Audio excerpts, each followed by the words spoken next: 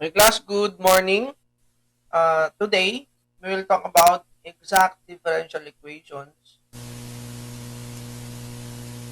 And it is a part of the first order differential equations. So, what is exact differential equations?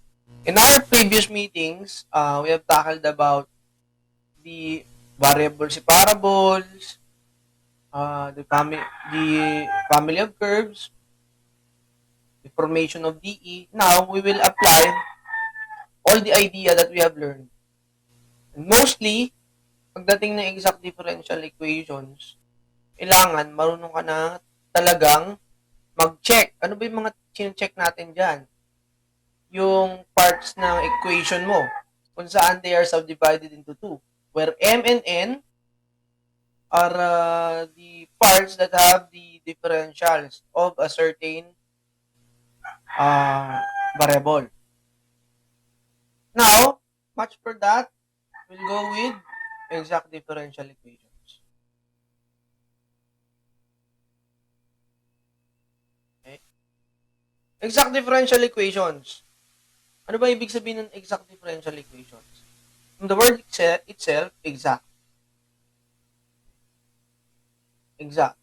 Ngayon, as you can see, you are given a differential equation or an equation which contains M and N. Okay? And they are commonly together with the differentials. Okay? And which M and N both contains variables that have X and Y. It is said to be exact if you will, as you can see, this equation, okay? A differential of M with respect to the differential of Y will be equal to the differential of N over the differential of X. Okay? Contained in N. Paano natin siya ma-check na ganun? Okay? Kaya natin.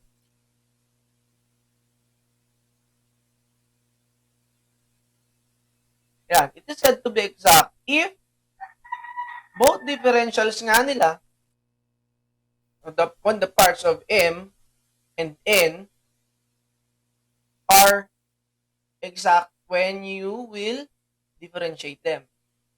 Now, let's go back. There are certain ways in solving exact differential equation. Okay? This is, number one, direct method. Number two, the indirect method. So, we'll both tackle the two. So, para sa akin, in my opinion, ang mas madaling gawin dito is the indirect method. Kasi hindi siya nakalilito. As you can see, yung direct method, buong equation, you will have to substitute. Okay? So, mas mahaba equation mo, mas mahaba yung substitute mo. But when it comes to indirect method, piece by piece mo siya, and then pagdating na lang ng dulo, mo siya pagsasama-samahin. Okay? Makikita niyo yun mamaya. So, okay. Itong parts ni M, kukunin ko yung integrals. Kung exact siya.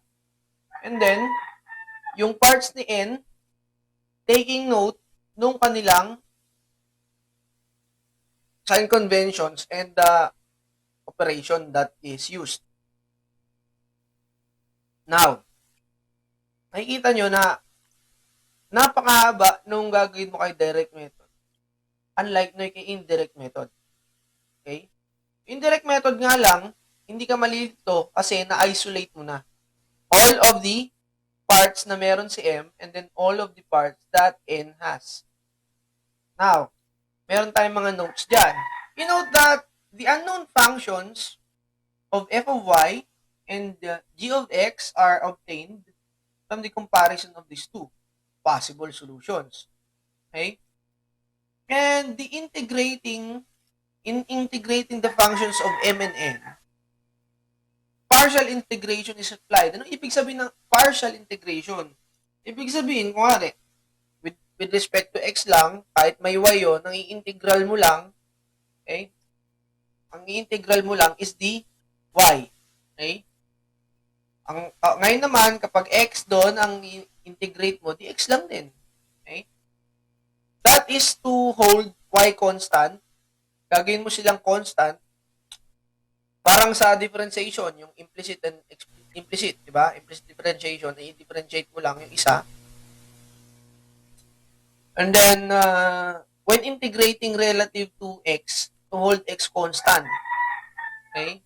You have x constant. In integrating with respect to y, dy. Integrate mo si y, may kasamang x, ang integrate mo lang is y. And then you hold the constant, you held x the constant. And other variables than y, constant. The same is true in partial differentiation. Now, ito yung steps on solving the exact equation.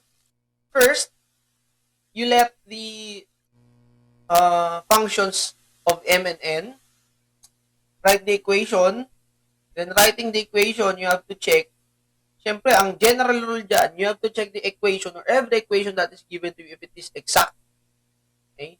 Kailangan mag-follow sila ng the differentials of the functions of n with the respect to the differential of y. Okay, tignan natin dito. Let us go. Ayan. Tapos yung differential ni n with respect to the differential of x.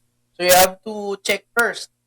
And then after checking that, you have to proceed na ihiwalay mo sila kasi ito yung pinakamaganda. Sinabi ko nga sa inyo na pinakamagandang part or pinakamagandang method in order for you to get your exact is indirect method. Unlike yung direct method na napakahaba.